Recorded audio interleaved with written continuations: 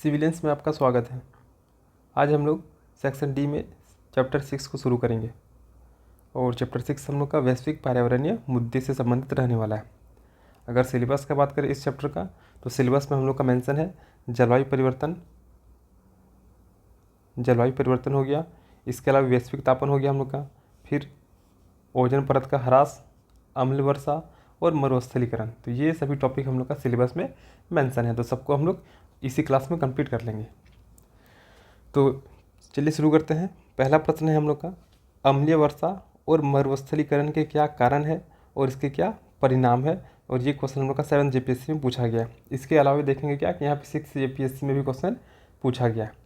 तो क्वेश्चन क्या है, अम्लीय वर्षा और मरुस्थलीकरण के क्या कारण और परिणाम है, ये पूछा गया क्वेश्चन। अगर सिलेबस को अगर ध्यान से देखेंगे हम लोग तो पता चलता है क्या कि सिलेबस में हम लोग का अम्ल वर्षा के बारे में पढ़ना है, ये मेंशन किया हुआ है, और मरुस्थलीकरण के बारे में भी पढ़ना है, ये भी हम लोग का मेंशन किया हुआ है। पीछे भी हम लोग बहुत सारे क्वेश्चन देखे थे जो कि डायरेक्टली सिलेबस के अकॉर्डिंग सिलेबस से ही क्वेश्चन को बना दिया जा रहा है। यानी कि JPSC का एक पैटर्न ही है कि सिलेबस में जो मेंशन है उसी के अकॉर्डिंग क्वेश्चन डायरेक्टली बन रहा है। तो सिलेबस को अगर हम लोग कंप्लीट करेंगे तो जाहिर सी बात है क्वेश्चन वहीं से आएगा। तो हम लोग जो भी चीज़ दे रहे हैं, जितना भी PDF हम लोग का बन रहा है, वो एग्जैक्टली सिलेबस के अकॉर्डिंग ही बन रहा है, प्रीवियस ईयर को ध्यान में रखते हुए बन रहा है। तो इसके लिए निश्चिंत रहिए, क्वेश्चन हम लोग का जो PDF है उसी से ही आने वाला है। PDF के लिए आप लोग इस नंबर पर कॉन्टैक्ट कर लीजिएगा 6206193277। तो आपको बहुत ही कम प्राइस पे सारा PDF आपको अवेलेबल करा दिया जाएगा। लेकिन अभी क्या होगा, सब PDF आपको क्लास के अकॉर्डिंग दिया जाएगा, लेकिन अगर क्लास जैसे ख़त्म हो जाता सारा क्लास, पेपर वाइज हम लोग फिर से उसको सेंड कर देंगे। तो क्वेश्चन क्या हो गया हम लोग का, अम्लीय वर्षा क्या है और मरुस्थलीकरण क्या है और इसके क्या कारण है, यानी कि अम्लीय वर्षा होने के क्या कारण है और इसके क्या परिणाम होंगे। सेम चीज़ मरुस्थलीकरण के क्या कारण है और उसके क्या परिणाम है। तो यही क्वेश्चन है हम लोग का 7th JPSC में। आगे देखा जाए तो 6th JPSC का क्वेश्चन है कि जलवायु परिवर्तन के परमाणु और कारणों का विवरण प्रस्तुत कीजिए, जो कि 6th JPSC में पूछा गया। तो जलवायु परिवर्तन से रिलेटेड क्वेश्चन है। तो ये देखिए सिलेबस में पहले ही मेंशन हम लोग का क्या जलवायु परिवर्तन के बारे में पढ़ना है। यानी कि यहाँ से एक चीज़ क्लियर हो रहा है कि जो भी सिलेबस है उसी के अकॉर्डिंग ही क्वेश्चन पूछा जाएगा, उससे बाहर क्वेश्चन हम लोग का आने वाला नहीं है। तो चलिए अब देखते हैं ये पहला प्रश्न क्या है। हम लोग पहला प्रश्न इसको हम लोग देखते हैं। तो पहले हम लोग समझ लेते हैं अम्लीय वर्षा क्या है। तो अम्लीय वर्षा क्या हो गया, तो जैसे कि सामान्य जल का pH मान, अगर हम सामान्य जल का pH मान बात करें तो ये कितना होता है हम लोग का 7 होता है। सामान्य जल का pH मान 7 होता है। सामान्य वर्षा के जल का pH मान 7 होता है। अब इसको थोड़ा सा लोग समझ लेते हैं अम्लीय वर्षा को। पहले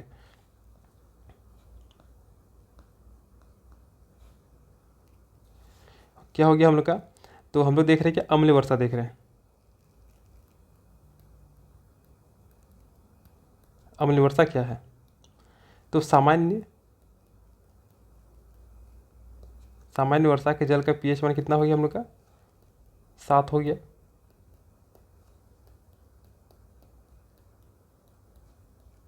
ये हो गया, यानी कि ये क्या हो गया हम लोग का उदासीन हो गया। और 7 से अगर नीचे जाएंगे तो अम्ल प्रकार का होगा, और 7 से अगर ऊपर जाएंगे तो हम लोग का क्षार होगा। तो अम्लीय वर्षा में क्या होता है कि मुख्य रूप से हम लोग का क्या है, बहुत सारे उद्योग हैं, या फिर देखते हैं इसको, बहुत सारे क्या है उद्योग है, फैक्ट्री है। तो इन उद्योग से क्या होता है, इन उद्योग से हम लोग का बहुत सारे कार्बन के ऑक्साइड निकलते हैं। जैसे कि क्या हो गया, कार्बन डाइऑक्साइड हो गया, या फिर नाइट्रोजन के ऑक्साइड निकलते हैं, NO2 हो जाएगा। सल्फर के ऑक्साइड भी निकलते हैं, SO2 हो जाएगा। तो ये सभी हम लोग का मुख्य रूप से क्या होता है, उद्योग चलता है, तो उद्योग के परिणाम स्वरूप हम लोग का कार्बन डाइऑक्साइड निकलता है, नाइट्रोजन ऑक्साइड निकलता है, फिर सल्फर डाइऑक्साइड निकलता है। यानी कि कार्बन के ऑक्साइड, नाइट्रोजन के ऑक्साइड और सल्फर के ऑक्साइड मुख्य रूप से हम लोग का उद्योगों से निकलता है। अब क्या होता है, सॉरी, ये जो नाइट्रोजन ऑक्साइड है ये हम लोग का, जब हम लोग गाड़ी चलाते हैं और गाड़ी में जो हम लोग जीवाश्म ईंधन का यूज करते हैं, उसके परिणाम स्वरूप हम लोग का नाइट्रोजन का ऑक्साइड निकलता है, यानी कि NO2 निकलता है। तो क्या होगा, उद्योग की वजह से हम लोग का कार्बन के ऑक्साइड निकलते हैं और सल्फर के ऑक्साइड निकलते हैं। जबकि जो गाड़ी चलाते हैं इसमें हम लोग जो जीवाश्म ईंधन का प्रयोग करते हैं उसकी वजह से हम लोग का नाइट्रोजन का ऑक्साइड निकलता है। अब क्या हो जाएगा, ऊपर हम लोग के पास क्या है, तो ऊपर में हम लोग के पास बादल है। ऊपर में क्या होगा हम लोग के पास बादल हो गया, और नीचे में हम लोग के पास हो गया उद्योग। नीचे में हो गया उद्योग हो गया, और हम लोग क्या करते हैं नीचे में गाड़ी भी चलाते हैं। तो यहाँ से क्या निकल रहा है हम लोग का, कार्बन का ऑक्साइड निकल रहा है, सल्फर का ऑक्साइड निकल रहा है, यहाँ पे हम लोग का नाइट्रोजन का ऑक्साइड निकल रहा है। ऊपर में क्या हो गया हम लोग का, बादल हो गया। बादल में क्या हम लोग का, पानी है, H2O है हम लोग के पास। तो अब क्या होता है कि ये जो कार्बन का ऑक्साइड हो गया या फिर सल्फर का ऑक्साइड हो गया या फिर नाइट्रोजन का ऑक्साइड, ये क्या होता है, धीरे धीरे हम लोग का ऊपर उठना शुरू होता है और ऊपर आके ये किधर, बादल की ओर आना शुरू हो जाता है। और ये क्या करता है, बादल से पानी प्राप्त करता है। तो ये जो हम लोग का कार्बन के ऑक्साइड हो गया, जैसे कि CO2 हो गया, CO2 हो गया, ये क्या करेगा, पानी के साथ अभिक्रिया करेगा। CO2 हो गया, ये क्या करेगा, पानी के साथ अभिक्रिया करेगा और ये क्या बना देगा, H2CO3 बना देगा। और इसी को हम लोग क्या बोलते हैं, कार्बनिक अम्ल बोलते हैं, कार्बनिक अम्ल। फिर इसी तरह क्या होगा कि जो सल्फर डाइऑक्साइड है, तो सल्फर डाइऑक्साइड ऊपर उठेगा और ये सल्फर डाइऑक्साइड क्या करेगा, पानी के साथ रिएक्ट करेगा, H2O के साथ रिएक्ट करेगा और ये क्या बना देगा, H2SO4 बना देगा। और इसी H2SO4 को हम लोग क्या बोलते हैं, सल्फ्यूरिक अम्ल बोलते हैं, सल्फ्यूरिक अम्ल। और इसी सल्फ्यूरिक अम्ल को अम्लों का राजा कहा जाता है।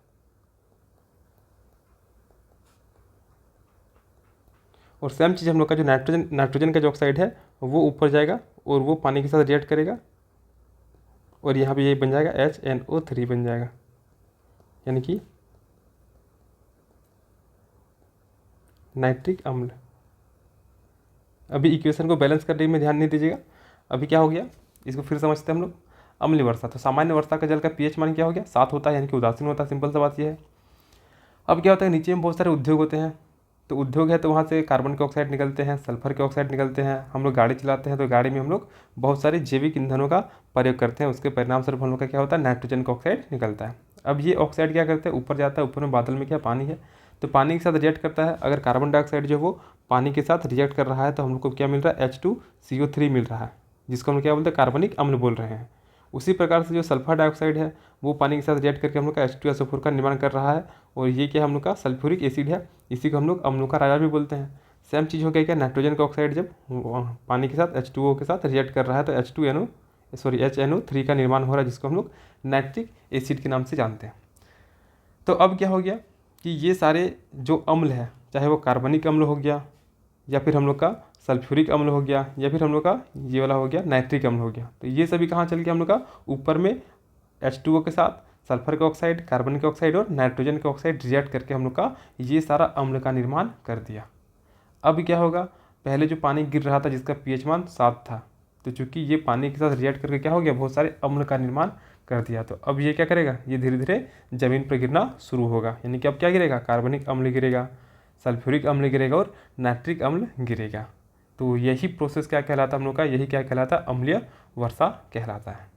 उम्मीद है यहाँ तक क्लियर होगा आप सभी को कि अम्लीय वर्षा किसे कहते हैं हम लोग। तो जब वर्षा में अम्ल की मात्रा आ जाती है तो वही क्या कहलाता है हम लोग का, अम्लीय वर्षा कहलाता है। अब आते हैं हम लोग PDF में, कि PDF में क्या है उसको देख लेते हैं। तो यहाँ पे क्या, अम्लीय वर्षा यानी कि एसिड रेन की समस्या किसी एक देश की समस्या नहीं रह गई है, बल्कि यह वैश्विक समस्या यानी कि ग्लोबल प्रॉब्लम का रूप ले चुकी है और शायद इसलिए विश्व के सभी देश इसके प्रति चिंतित भी हुए हैं। तो ऐसा नहीं है कि सिर्फ और सिर्फ भारत में ही उद्योग धंधे चल रहे, भारत में ही गाड़ी चल रहा, बल्कि पूरे विश्व में उद्योग चल रहा, गाड़ी चल रहा। तो ऐसी स्थिति में जो अम्ल वर्षा की समस्या होगी वो पर्टिकुलर किसी क्षेत्र विशेष पर ना होकर पूरे देश में या फिर पूरे पृथ्वी पर, पूरे ब्रह्मांड के लिए ऐसा हो सकता है, जहाँ जहाँ पे उद्योग चल रहा है या फिर जहाँ पे गाड़ी चल रही है। उनकी इस चिंता को बढ़ाने में प्रकृति की एक अनदेखी विस्मयकारी घटना का भी काफ़ी हद तक योगदान रहा है, जिसे अम्लीय वर्षा का नाम दिया गया। तो औद्योगिकरण का युग शुरू होने के बाद बहुत ज़्यादा उद्योग धंधे से कार्बन डाइऑक्साइड, सल्फर के ऑक्साइड निकलने की वजह से अम्लीय वर्षा हो रहा था, लेकिन हम लोग उसको नेगलेक्ट कर रहे थे। परिणाम हो रहा है कि अब हम लोग को समझ में आ रहा है कि इसके दुष्परिणाम क्या क्या हो सकते हैं। तो अम्लीय वर्षा के कारण क्या है, तो अम्लीय वर्षा वायुमंडल में उपस्थित कार्बन डाइऑक्साइड हो गया, सल्फर डाइऑक्साइड हो गया और नाइट्रिक ऑक्साइड हो गया यानी कि NO आदि द्वारा प्रदूषण उत्पन्न होने के कारण होती है। तो हम लोग ये वाला देख चुके हैं कि जो कार्बन डाइऑक्साइड है, सल्फर डाइऑक्साइड है और ये नाइट्रिक ऑक्साइड है, इसी की वजह से क्या और अम्लीय वर्षा हो रहा है। विभिन्न प्रदूषक स्रोतों से निकलने वाले ऑक्साइड, प्रदूषक स्रोत हम लोग देखे थे कि प्रदूषक क्या होता है। तो सबसे पहला कि प्रदूषण क्या था हम लोग का, तो जैसे कि हम लोग देखे थे क्या कि भूमि हो गया, वायु हो गया, जल हो गया, तो या फिर मृदा हो गया, तो इन सभी में भौतिक, रासायनिक या फिर जैविक अभिलक्षणों का एक अवांछनीय परिवर्तन होता है जिसको हम लोग प्रदूषण बोलते हैं। और यही अवांछनीय परिवर्तन जो उत्पन्न करने वाले कारक होते हैं उसको हम लोग प्रदूषक बोलते हैं। तो यहाँ पे क्या होगा, बहुत सारे ऐसे प्रदूषक स्रोत होते हैं जिससे क्या निकलने वाले जिससे निकले ये ऑक्साइड वायुमंडलीय नमी को सोख कर अम्ल बनाते हैं, जो वर्षा के रूप में फसलों, पेड़ पौधों, मछलियों तथा मकान एवं स्मारकों को भारी क्षति पहुंचाते हैं। यानी कि वहाँ यहाँ पे वही वाला बोल रहा है कि जो उद्योग धंधे हो गया, जो कि क्या कर रहा है, मुख्य रूप से प्रदूषक स्रोत के रूप में बहुत सारे ऑक्साइड का निर्माण कर रहा है।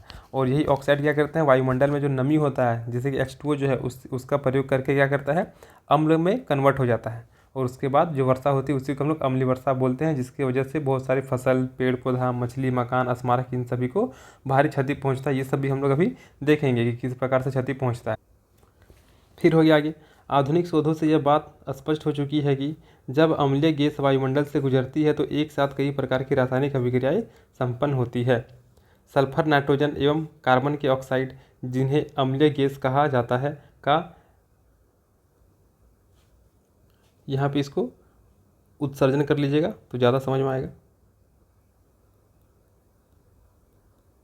उत्सर्जन, तो क्या हो गया कि आधुनिक शोध से यह बात स्पष्ट हो चुकी है कि जब अम्लीय गैस वायुमंडल से गुजरती है तो एक साथ कई प्रकार की रासायनिक अभिक्रियाएं संपन्न होती है। सल्फर, नाइट्रोजन एवं कार्बन के ऑक्साइड, जिन्हें अम्लीय गैस कहा जाता है, का उत्सर्जन कोयले एवं अन्य ईंधनों के जलने तथा पेट्रोलियम उत्पादों के उपयोग से संभव बना है। तो हम लोग जो जैविक ईंधन जलाते हैं उसकी वजह से हम लोग को नाइट्रोजन का ऑक्साइड मिलता है, या फिर बहुत सारे उद्योग होते हैं जहाँ पे अलग अलग प्रकार के ईंधन जलते हैं जिसके परिणाम स्वरूप कार्बन डाइऑक्साइड हम लोग को मिलता है, सल्फर डाइऑक्साइड मिलता है। इस प्रकार मुख्यतः उद्योग एवं यातायात साधनों से निकलने वाली कार्बन डाइऑक्साइड, नाइट्रस ऑक्साइड तथा सल्फर डाइऑक्साइड जैसे गैस वायुमंडल में स्थित जलवाष्प से प्रतिक्रिया कर सल्फ्यूरिक अम्ल, नाइट्रिक अम्ल, कार्बनिक अम्ल बनाते हैं और ओस या बूंद के रूप में वापस गिरती है, जो कि अम्लीय वर्षा कहलाती है। तो अगर यहाँ पे जो हम बताए थे नीचे में, अगर ये वाला चीज़ तो अगर क्लियर है, ये वाला अगर क्लियर है तो कंप्लीटली पैराग्राफ को आप लोग खुद से लिख सकते हैं। प्लस अगर आप चाहिएगा तो फटाक से एक छोटा मोटा डायग्राम भी बना के शो कर सकते हैं कि इस प्रकार से सारा होता है। तो ये पैराग्राफ क्लियर हो गया। अब आता है अम्ल वर्षा के प्रभाव और परिणाम क्या है। तो अम्ल वर्षा से होने वाला नुकसान अब सर्वविदित हो चुका है। इससे मानव तथा उसकी पारिस्थितिकी, पादप समुदाय, जल संपदा तथा वन संपदा पर कई तरह के कुप्रभाव डाले हैं। यानी कि जो अम्लीय वर्षा हो रहा है इसकी वजह से पारिस्थितिकी तंत्र में तो प्रभाव पड़ ही रहा है। अगर पारिस्थितिकी तंत्र में प्रभाव पड़ रहा है तो सिंपल सा बात है कि सारे पादप समुदाय हो गया, जल संपदा हो गया, वन संपदा हो गया, इन सभी पर ये कहीं ना कहीं नकारात्मक प्रभाव डालेगा। 80 के दशक में इसके चलते जर्मनी तथा यूरोप के कई अन्य भागों में जंगलों में जो विनाशकारी घटनाएं घटी उनकी यादें अभी भी शेष है। फिर है 1985 तक यूरोप के प्राय सभी जंगल में शंकुधारी एवं चौड़ी पत्तियों वाले वृक्ष पर इसके प्रभाव देखे गए। पानी तथा मिट्टी की अम्लता में बेतरतीब ढंग से वृद्धि दर्ज की जाने लगी।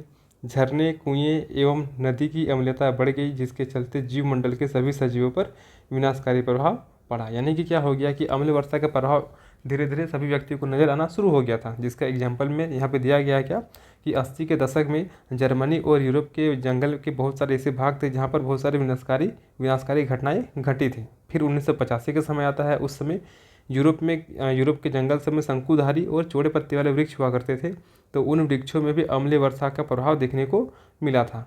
अम्लीय वर्षा की वजह से क्या होता है कि पानी हो गया या फिर मिट्टी हो गया, तो इन सभी में अम्लता का मात्रा बहुत अधिक या फिर बहुत तेज़ी से बढ़ने लगता है। झरना हो गया, कुआं हो गया या फिर नदी हो गया, तो इन सभी में भी क्या होता है, अम्लीय वर्षा होने की वजह से इनमें अम्ल की मात्रा यानी कि अम्लता बढ़ने लगती है, जिसकी वजह से नदी हो गया या फिर जो भी जलीय स्रोत होंगे उनमें जितने भी रहने वाले जीव होंगे उन पर भी नकारात्मक प्रभाव पड़ेगा। यानी कि जलीय पारितंत्र में कहीं ना कहीं बहुत भारी परिवर्तन हो जाएगा, या फिर जलीय पारितंत्र में रहने वाले जो जीव जंतु है उस पर भी नकारात्मक प्रभाव पड़ सकता है, या फिर हो सकता है कि उनके अस्तित्व में ही खतरा उत्पन्न हो जाएगा। अम्लीयता के और अधिक बढ़ते रहने के कारण हजारों जल स्रोत वीरान होते गए और इनमें जीवनकांत होने लगा। तो अगर पानी में अगर अम्ल का मात्रा बढ़ने लगेगा तो ऐसी स्थिति में पानी में बहुत सारे छोटे मोटे जीव जंतु होते हैं जिनको खाकर बड़े जीव जंतु रहते हैं। तो अगर ये इस अम्ल का प्रभाव कोई छोटे जीव जंतु सह नहीं पाएंगे तो परिणाम क्या हो जाएगा, वे मर जाएंगे। और उन पर निर्भर रहने वाले जो बड़े जीव जंतु होंगे वे भी कहीं ना कहीं धीरे धीरे समाप्त हो जाएंगे। तो इसी का परिणाम हो गया कि बहुत सारे जो जल स्रोत हैं वो वीरान होते चले गए और उन पर रहने वाले जो जीव जंतु हैं वे भी पूरी तरीके से खत्म होने लगा। अब हम मिट्टी की बात करें तो मिट्टी की उर्वरा शक्ति लगातार घटती चली गई। क्यों? क्योंकि अम्लीय वर्षा हो रहा है, जिसकी वजह से मिट्टी में अम्लीयता की मात्रा काफ़ी ज़्यादा बढ़ रहा है। परिणाम क्या हो रहा है कि इसकी उर्वरता शक्ति में कमी आ रहा है, जिसका सीधा प्रभाव किस पर पड़ेगा? तो पादप जगत पर पड़ेगा। तो अगर आपका मिट्टी से उत्पादन नहीं होगा तो सिंपल सा आप किस पर डिपेंड करिएगा? सीधे जंगल पर डिपेंड करिएगा आप, क्योंकि आप तो कृषि कर पा नहीं रहे अम्लीयता की वजह से, अम्लीय वर्षा की वजह से। तो आप अपनी आवश्यकताओं की पूर्ति कहाँ से करेंगे? जंगल से करेंगे, जंगल के पेड़ पौधों से करेंगे। पोषक तत्वों के लगातार क्षय होने, विशेषकर कैल्शियम की कमी होने से कीट पक्षी पक्षियों की पोषकता पर बुरा असर पड़ने लगा। यानी कि अम्लीय वर्षा जो है ये पूरी तरीके से पारिस्थितिकी तंत्र को चौपट कर रहा है, चाहे वह जलीय पारिस्थितिकी तंत्र हो या फिर स्थलीय पारिस्थितिकी तंत्र हो।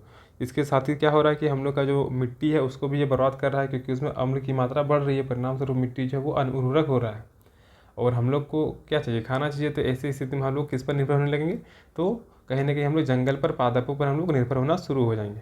और पादप पर क्या होगा? निर्भरता अगर बढ़ेगी तो कहीं ना कहीं पादप जो होंगे उन पर भी बहुत ज़्यादा प्रभाव पड़ना शुरू हो जाएगा। तो ये सारे कुछ अम्ल वर्षा के प्रभाव देखने को मिलते हैं, जो कि बहुत ही भयंकर प्रभाव है। अब अम्ल वर्षा का कुप्रभाव कांसे की मूर्ति, चूना पत्थर की वस्तु तथा वास्तुकला पर भी पड़ता है। कई देशों के ऐतिहासिक महत्व वाले स्मारकों तथा धरोहरों पर इसने बुरा प्रभाव डाली है। अम्ल वर्षा के कारण ही इन पत्थरों अथवा धातुओं में जंग पकड़ने लगा है और वे अपनी चमक खोते जा रहे हैं। तो जो अम्ल वर्षा होता है उसकी वजह से जो कांसे की मूर्ति होती है वो डिस्कलर हो जाता है, या फिर चूना पत्थर की जो वस्तु होते हैं, वास्तुकला होते हैं, उन पर भी भारी असर पड़ता है। जैसे कि अगर भारत की बात करेंगे तो भारत का जो ताजमहल है उसमें क्या था कि वो मुख्य रूप से संगमरमर से बना है, वाइट संगमरमर से बना है, जिसकी वजह से उसका कलर क्या दिखता है? पूरा वाइट दिखता है। लेकिन अम्लीय वर्षा होने की वजह से क्या होता है कि ये जो ताजमहल का कलर था वो धीरे धीरे पीला होने लगा था। इसके पीछे का मुख्य वजह क्या था कि ताजमहल जो था उस क्षेत्र में भी बहुत सारे उद्योग सेक्टर लगे हुए थे, बहुत सारे वाहनों का आवागमन होता था। परिणाम क्या हो रहा था कि वहाँ पे जो उद्योग लगे थे ताजमहल के बगल में, उनके आसपास में, उनके डोमेन में, तो उनके उद्योग से निकलने वाले सल्फर डाइऑक्साइड हो गया, कार्बन डाइऑक्साइड हो गया, इनकी वजह से वहाँ का क्षेत्र में क्या हो गया? अम्लीय वर्षा होना शुरू हो गया था। परिणाम क्या हो गया था कि ताजमहल का रंग जो है वो धीरे धीरे पीला पड़ने लगा, और इसी के कारण वहाँ पे बहुत सारे उद्योगों को बंद कर दिया गया। तो अम्लीय वर्षा की वजह से बहुत सारे देश के बहुत सारे जगहों के जो ऐतिहासिक महत्व के स्मारक होते हैं उन पर भी कहीं ना कहीं बुरा प्रभाव पड़ता है। जहाँ तक अम्ल वर्षा का मानव समुदाय पर पड़ने वाले दुष्परिणामों का प्रश्न है, तो यह कहा जा सकता है कि यह प्रत्यक्ष रूप से मानव पर कोई विशेष प्रभाव नहीं डालती, यानी कि डायरेक्टली मानव पर अम्ल वर्षा का कोई प्रभाव नहीं पड़ता है, लेकिन इनडायरेक्टली तो पड़ता है। क्योंकि अगर अम्ल वर्षा हो रहा है तो मिट्टी की उर्वरता कम हो रही है, अम्ल वर्षा हो रहा है तो ऐसी स्थिति में जो जलीय जीव हैं वो खत्म हो रहे हैं, या फिर जो हम लोग का स्थलीय जीव हैं उन पर भी नकारात्मक प्रभाव पड़ रहा है। सबसे बड़ा प्रभाव क्या पड़ रहा है? तो जो पेड़ पौधे हैं वे भी, उनकी पत्तियाँ भी पीला होकर ख़त्म हो जा रहा है। तो अगर मिट्टी की उर्वरता खत्म हो रही है तो हम लोग कृषि कार्य नहीं कर पाएंगे, लेकिन जनसंख्या दिन ब दिन बढ़ रहा है तो निर्भरता कहाँ पर जाएगा? सीधे जंगल के पेड़ पौधों पर जाएगा, जिसकी वजह से हम लोग जंगल का भी दोहन करना शुरू कर देंगे। परिणाम क्या हो जाएगा? इसकी वजह से हम लोग का और भी ज़्यादा समस्याएं उत्पन्न होना शुरू हो जाएगा। तो जो अम्ल वर्षा है वो डायरेक्टली मानव को प्रभावित नहीं कर रहा है, लेकिन इससे सांस लेने की थोड़ी सी कठिनाई अवश्य आती है। इसका प्रत्यक्ष प्रभाव पानी की गुणवत्ता पर पड़ता है, क्योंकि अम्ल वर्षा हो रहा है जिसकी वजह से पानी का पीएच मान जो होगा क्या हो जाएगा? 7 से कम हो जाएगा, जो कि अम्लीय प्रकृति का हो जाएगा, और वो हम लोग के स्वास्थ्य पर भी कहीं ना कहीं प्रभाव डालेगा। जिस प्रकार कीटनाशक पदार्थों अथवा रासायनिक पदार्थों से पानी प्रदूषित हो जाता है, उसी प्रकार अम्लीयता बढ़ जाने से भी यह पीने योग्य नहीं रह जाता है। एल्यूमिनियम का विषाक्तता से गुर्दे की खराबी, हड्डी की कमजोरी की संभावना बनी रहती है। अम्ल वर्षा से कृषि अर्थव्यवस्था तथा वन संपदा पर भी बुरा असर पड़ता है। तो ये हो गया हम लोग का अम्ल वर्षा क्या है, देख लिए हम लोग। अम्ल वर्षा के क्या कारण है उसको भी हम लोग देख लिए, और अम्ल वर्षा के क्या परिणाम है, तो ये सब भी हम लोग देख चुके हैं। यानी कि अगर इस क्वेश्चन का बात किया जाए तो यहाँ पे 2 क्वेश्चन को पूछा गया, एक तो अम्ल वर्षा क्या है, अम्ल वर्षा के कारण क्या है, और अम्ल वर्षा के परिणाम क्या है। तो ये कंप्लीट हो गया। अब देखेंगे मरुस्थलीकरण क्या है, मरुस्थलीकरण के कारण क्या है, और मरुस्थलीकरण का परिणाम क्या है, इसको हम लोग देखते हैं। तो मरुस्थलीकरण है ना, तो मरुस्थलीकरण क्या है? तो जब उपजाऊ जमीन रेगिस्तान या फिर अर्ध शुष्क क्षेत्र में बदल जाता है तो उसे क्या बोलते हैं हम लोग? मरुस्थलीकरण बोलते हैं। क्या हो गया, जब कोई उपजाऊ ज़मीन है वो रेगिस्तान या फिर अर्ध शुष्क क्षेत्र में बदल जाता है तो उसी को हम लोग क्या बोलते हैं, मरुस्थलीकरण बोलते हैं, जो कि एक भौगोलिक घटना होता है। लेकिन मरुस्थलीकरण होने के पीछे बहुत सारी वजह होते हैं, जैसे कि जलवायु परिवर्तन की वजह से होता है, वनों की कटाई की वजह से होता है, बहुत ज़्यादा हम लोग अत्यधिक खेती करते हैं जिसमें झूम खेती प्रमुख रूप से आ गया, या फिर सूखा की समस्या की वजह से मरुस्थलीकरण हो जाता है, अतिचारण हो जाता है, या फिर बहुत ज़्यादा सिंचाई की वजह से भी क्या होता है, हम लोग का ज़मीन जो होता है वो मरुस्थल में बदल जाता है। तो इसको भी हम देखेंगे। तो मरुस्थलीकरण क्या हो गया, तो जब उपजाऊ ज़मीन रेगिस्तान या फिर अर्ध शुष्क क्षेत्र में बदल जाता है तो वही क्या कहलाता है, मरुस्थलीकरण कहलाता है। तो विश्व का सर्वाधिक उपेक्षित क्षेत्र क्या है, शुष्क भूमि है, जिसे यदि उचित तरीके से प्रबंधित किया जाए तो यह आर्थिक तेजी लाने में कारगर हो सकेगा, और यदि उपेक्षित किया गया तो यह मरुस्थलों में तब्दील हो जाएगा। यानी कि बहुत सारे ऐसे ज़मीन है जो कि शुष्क भूमि के अंतर्गत आते हैं। तो शुष्क भूमि मतलब क्या हो गया, जहाँ पर क्या हो गया, बारिश कम होती है और पानी की भी वहाँ पे बारिश कम होने की वजह से कमी हो जाती है, और वहाँ की ज़मीन जो होती है वो काफ़ी ज़्यादा सूख जाती है, तो वही क्या कहलाता है, मतलब शुष्क भूमि कहलाता है। तो सबसे ज़्यादा उपेक्षित भूमि है तो क्या है, शुष्क भूमि है, क्योंकि वहाँ पे पानी नहीं है। तो पानी नहीं है तो वहाँ पे हम लोग कृषि कार्य ये सब कर नहीं सकते हैं। यानी कि अगर जो शुष्क भूमि है उसको हम लोग सही तरीके से अगर उसका प्रबंधन किया जाए, वहाँ पे सारे आधारभूत संरचनाओं का विकास किया जाए, तो ऐसी स्थिति में वह शुष्क भूमि जो होगा वो कहीं ना कहीं आर्थिक तेजी लाने में काफ़ी कारगर साबित होगा। लेकिन यहीं अगर उस ज़मीन का उपेक्षित किया जाएगा तो फिर वो धीरे धीरे क्या होगा, शुष्क भूमि जो है वो धीरे धीरे मरुस्थल में, रेगिस्तान में वो कन्वर्ट होना शुरू हो जाएगा। तो विश्व के कुल भूक्षेत्र का लगभग 1/3 भाग या तो मरुस्थल है या फिर शुष्क क्षेत्र है। यानी कि पूरा विश्व में जितना क्षेत्र है उसका लगभग 1/3 भाग या तो मरुस्थल है या तो शुष्क भूमि है। तो अगर इस शुष्क भूमि को हम लोग सही से यूज करेंगे तो ये मरुस्थल में कन्वर्ट नहीं होगा, अन्यथा धीरे धीरे ये मरुस्थल में कन्वर्ट हो जाएगा। पृथ्वी के 70% से भी अधिक शुष्क भूमि मरुस्थलीकरण से प्रभावित रहा है। सांख्यिकी दृष्टि से 5.2 अरब हेक्टेयर शुष्क भूमि में से 3.6 अरब हेक्टेयर उपयोगी शुष्क भूमि अपरदन एवं मृदाक्षरण से प्रभावित हो रही है, और 100 से भी ज़्यादा देश तथा 1 अरब से भी अधिक जनसंख्या मरुस्थलीकरण की प्रक्रिया से प्रभावित हो रही है।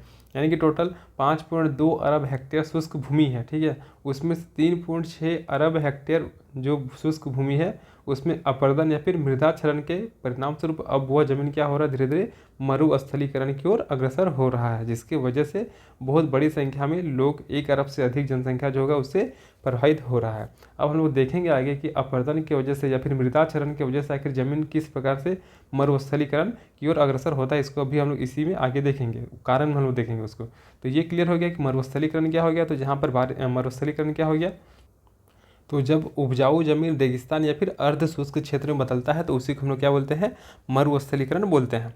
और क्या है कि अगर हम लोग इस शुष्क भूमि को, जहाँ पर पानी बहुत कम होता है, पानी का लेयर कम होता है, अगर उसको हम सही तरीके से उपयोग करेंगे तो कहीं ना कहीं उससे हम लोग का आर्थिक गति ही होगा, अन्यथा वो ज़मीन क्या होगा, धीरे धीरे मरुस्थल की ओर तब्दील होता शुरू हो जाएगा। तो ऐसा ही एक आंकड़ा है कि 5.2 अरब के हम लोग का शुष्क भूमि है, जिसमें से 3.6 अरब हेक्टेयर ज़मीन जो है वो कहीं ना कहीं हम लोग का मरुस्थल की ओर अग्रसर हो गया, यानी कि अब वो कहीं ना कहीं मरुस्थल बन जाएगा। तो ऐसी स्थिति में बहुत बड़ी आबादी जो होगा उससे क्या होगा, प्रभावित होगा। अब देखते हैं मरुस्थलीकरण के कारण क्या होंगे। तो मरुस्थलीकरण की प्रक्रिया या तो प्राकृतिक कारण से होता है या फिर मानव जनित कारण से हो सकता है, दोनों कारण हो सकते हैं। जिसमें से हम लोग देखते हैं प्राकृतिक कारण क्या है, तो वर्षा। तो वर्षा में क्या आता है, तो विश्व में वर्षा जो वो समरूप नहीं है, यानी कि हर जगह पर एक प्रकार का वर्षा नहीं होता, कहीं पर अधिक वर्षा होता है, कहीं पर कम वर्षा होता है, तो कहीं पर बहुत ही ज़्यादा कम वर्षा देखने को मिलता है। पृथ्वी के कुछ भागों में अधिक वर्षा होती है तो कुछ भागों में कम वर्षा होती है, और वर्षा के आधार पर शुष्क भूमि को 2 भाग में बांटा जाता है। एक तो हो गया शुष्क जलवायु वाले क्षेत्र एवं अर्ध शुष्क जलवायु वाले क्षेत्र हो गया। यानी कि क्या हो गया कि वर्षा का पैटर्न जो होता है वो हर जगह पर अलग अलग होता है, कहीं पर बहुत ज़्यादा वर्षा होता है तो कहीं पर बहुत कम वर्षा होता है। तो इसी के आधार पर शुष्क भूमि को 2 भाग में बांटा गया, एक हो गया शुष्क जलवायु क्षेत्र और दूसरा हो जाएगा हम लोग का अर्ध शुष्क जलवायु क्षेत्र हो जाएगा। तो अल्प वर्षा के चलते मिट्टी की सतह सूखने लगती है, जिसके चलते यह अपरदन के प्रति अधिक संवेदी बन जाता है। यानी कि जहाँ पे पानी कम होता है, तो पानी अगर कम होगा तो अगर ये हम लोग का ज़मीन है तो इसका ऊपरी लेयर जो होगा वो क्या होगा, पानी की कमी की वजह से धीरे धीरे सूख जाएगा, और सूखने के परिणाम स्वरूप क्या हो जाएगा, ये हम लोग का इसमें जो हवा का प्रभाव होगा या फिर अन्य किसी प्राकृतिक कारण की वजह से क्या होगा, इस मिट्टी का जो ऊपरी लेयर होगा ये धीरे धीरे अपरदित होना शुरू हो जाएगा। परिणाम स्वरूप क्या होगा, ये ऊपर का मिट्टी जो होगा वो उपजाऊ नहीं रहेगा और धीरे धीरे उपजाऊ नहीं होने की वजह से इसका यूज भी नहीं होगा और ये कहीं ना कहीं मरुस्थल भूमि में परिवर्तित हो जाएगा। फिर आगे आता है हम लोग का तापमान आता है। तो पृथ्वी की सतह पर तापमान एक समान नहीं रहता है। सूर्य के नज़दीक वाली सतह अन्य सतह की अपेक्षा कहीं अधिक गर्म होती है और इस असमान ऊष्मन के कारण ही वायु का प्रसार होता है, जो कि मृदा अपरदन के लिए उत्तरदायी होता है। यानी कि मान लीजिए कि कोई ज़मीन है ये वाला, जो कि सूर्य के काफ़ी नज़दीक है। अगर सूर्य के काफ़ी नज़दीक है तो ऐसी स्थिति में ये जो ज़मीन है काफ़ी ज़्यादा गर्म भी होगा। और अगर ये काफ़ी ज़्यादा अगर गर्म होता है हम लोग का, तो यहाँ पे क्या होगा, यहाँ के जितने भी यहाँ के जितने भी वायु हैं वो गर्म हो जाएंगे और सभी वायु क्या होंगे, ऊपर उठना शुरू हो जाएंगे। यानी कि यहाँ पे जो होगा वो हम लोग का मुख्य रूप से लो प्रेशर जोन बन जाएगा। अगर यहाँ पे हम लोग का लो प्रेशर जोन बन जाएगा तो ऐसी स्थिति में जो हवा होगी वो हाई प्रेशर जोन से हम लोग का लो प्रेशर जोन की ओर आना शुरू हो जाएंगे। तो ऐसी स्थिति में सारे जो हवा होंगे तीव्र गति से इस जगह पर आएंगे और अगर तीव्र गति से आएंगे तो वे क्या करेंगे, इस जमीन का जो ऊपरी लेयर है इसको उड़ाकर ले जाएंगे और यही ऊपरी लेयर क्या होता है, हम लोग का उपजाऊ होता है। परिणाम स्वरूप क्या होता है कि ये ज़मीन धीरे धीरे हम लोग का मरुस्थल में कन्वर्ट होना शुरू हो जाएगा। फिर पर्वत, तो पर्वतों की स्थिति बादलों के आच्छादन को अवरोहित करती है, जिससे अनावृष्टि देखी जाती है। अर्थात ऐसे भागों में न्यूनतम वर्षा हो पाती है, फलतः ऐसे भाग मरुस्थल में तब्दील होने लगते हैं। यानी कि बहुत सारे ऐसे जगह हैं जहाँ पर क्या ये वाला पहाड़ है, तो पहाड़ होने की वजह से जो बादल होता है वो बादल आता है यहाँ पर टकराता है और पानी यहाँ पे भारी मात्रा में कर देता है। लेकिन इस पहाड़ की वजह से इस साइड में पानी नहीं गिर पाता, वर्षा नहीं हो पाती। परिणाम क्या होता है कि यहाँ पे पानी की कमी से ये जो जगह ये धीरे धीरे मरुस्थल की ओर कन्वर्ट होना शुरू हो जाता है। तो ये इस पे कारण हो गया जो कि हम लोग का प्राकृतिक कारण के अंतर्गत आते हैं। इसके अलावा हम लोग का कुछ कुछ मानव निर्मित कारण होते हैं या फिर मानव जनित कारण होता है, जिसको हम लोग कृत्रिम कारक के रूप में भी जानते हैं, जिसकी वजह से मरुस्थलीकरण होती है। जिसमें पहला आ गया हम लोग का वृक्षों को काटना। तो वृक्षों की जड़ों द्वारा ऊपरी मृदा को बांध कर रखने में मदद मिलती है। इसके अभाव से ऊपरी मृदा अपरदित हो जाती है। तो हम लोग का जो मिट्टी होता है, इस मिट्टी का जो ऊपरी भाग होता है, यही क्या होता है हम लोग का सबसे ज़्यादा उपजाऊ होता है। तो अगर इसमें हम लोग का पेड़ पौधा होगा, तो अगर ये जो पेड़ होगा, ये पेड़ क्या करेगा, ये इस पेड़ का जो जड़ होगा, ये जड़ क्या करेगा, इस मिट्टी के ऊपरी लेयर को पकड़ के रखेगा। परिणाम क्या होगा, अगर पानी का बहाव आता है या फिर हवा तीव्र गति से आता है तो ऐसी स्थिति में ये जो मिट्टी होगा, इस मिट्टी को ये पेड़ का जड़ जो होगा वो बहने नहीं देगा। परिणाम स्वरूप क्या होगा, यहाँ का मिट्टी अपरदित नहीं होगा। लेकिन अगर हम लोग इन पेड़ को काट देंगे तो ऐसी स्थिति में क्या होगा, यहाँ का जो मिट्टी होगा ये धीरे धीरे इनमें अपरदन होना शुरू हो जाएगा। परिणाम क्या हो जाएगा कि ये ज़मीन उपजाऊ नहीं रहेगी और धीरे धीरे ये मरुस्थल में परिवर्तित हो जाएगा। आगे हम लोग का अग्नि है। तो अग्नि के प्रज्वलन से ऊपरी सतह विनिष्ट हो जाती है। वस्तुतः यह ऊपरी सतह ऊपरी मृदा को बांधे रखती है और मृदा अपरदन को रोकती है। अब क्या होता है कि हम लोग बहुत बार क्या होता है कि आग लगा देते हैं। कोई भी, जैसे कि झारखंड में देखा जाए तो महुआ चुनने के लिए क्या करता है, आदमी लोग आग लगा देता है, जिसके परिणाम स्वरूप क्या होता है, ज़मीन का जो ऊपर का जितना भी घास है, जितना पेड़ पौधा वो सारा जल के खत्म हो जाएगा। तो ऐसे ही फिर से इस मिट्टी को वो पेड़ पौधा जो काफ़ी अच्छे तरीके से पकड़ नहीं पाएगा। परिणाम क्या होगा कि जल बहेगा या हवा आएगा तो इसके परिणाम स्वरूप यहाँ का जो मिट्टी होगा ये अपरदित हो जाएगा और ये ज़मीन हम लोग का मरुस्थल में बदल जाएगा, चारागाह ज़मीन हो जाएगा। तो मवेशियों द्वारा घास की भूमि की क्षमता से अधिक उपयोग करना भी मरुस्थलीकरण का कारण बन सकता है। वस्तुतः ये मवेशी चरते समय ऊपरी मृदा को नष्ट कर देते हैं। ऐसे में मृदा के सूक्ष्म छिद्र विनिष्ट हो जाते हैं, जिससे वर्षा की बूंदें इसमें अवशोषित नहीं हो पाती है, फलतः सतह पर पानी का जमाव नहीं हो पाता है। तो चारागाह में क्या हो गया कि जो मवेशी होता है उनके द्वारा जो घास होते हैं, जो छोटे छोटे घास होते हैं, इन घासों को अत्यधिक चर जाते हैं, जिसके परिणाम स्वरूप क्या हो जाता है, ज़मीन का जो ऊपरी मृदा होता है वो नष्ट हो जाता है। यानी कि जो मवेशी होते हैं वो चरते समय क्या करते हैं, उसके जो ज़मीन है उसका ऊपरी मृदा को नष्ट कर देते हैं। साथ ही साथ क्या होता है, इसमें बहुत छोटे छोटे छिद्र होते हैं, जो कि क्या करते हैं, जो बरसात के दिन होता है तो पानी जब गिरता है तो यही कैपिलरी जो होता है, ये केशिकत्व जो होता है वो कहीं ना कहीं हम लोग के पानी को ऊपर से एब्जॉर्ब करके नीचे पहुँचाता है। और उसके बाद क्या होता है, ये जो पानी का लेयर है जो बरसात के दिन गिरता है वो इसी छिद्र के माध्यम से, इसी कैपिलरी के माध्यम से हम लोग का ज़मीन के अंदर जाता है और फाइनली किसान के द्वारा हल जोत कर इस कैपिलरी को ब्रेक कर दिया जाता है, ताकि पानी जो है उसका जलवाष्प नहीं होगा और खेत में पानी का लेयर बना रहेगा। लेकिन जो चारागाह ज़मीन होता है, यहाँ पे मवेशी सब जो होता है वो क्या करता है, इन जो छोटे छोटे छेद होता है, इन छेद सबको ही वो क्या करता है, बंद कर देता है। परिणाम क्या होता है कि जो बरसात का समय आता है तो बरसात के दिनों में जो पानी आता है वो पानी जो कैपिलरी के माध्यम से अंदर जा रहा था, अब वो क्या करेगा, वो पानी अंदर जा नहीं पाएगा और वो पानी सीधे ऐसा करके बह के निकल जाएगा। परिणाम क्या हो जाएगा कि ये जो ज़मीन होगा पानी के अभाव में यहाँ पे कृषि नहीं होगा और धीरे धीरे मरुस्थल में बदल जाएगा। फिर आगे आता है हम लोग का अनुचित जल उपयोग। तो अत्यधिक सिंचाई के चलते भूमि की लवणता बढ़ जाती है और इसकी उर्वरक क्षमता भी समाप्त हो जाती है। अनुचित उत्पादन, तो शुष्क भूमि में कृषि उत्पादन मृदा की क्षमता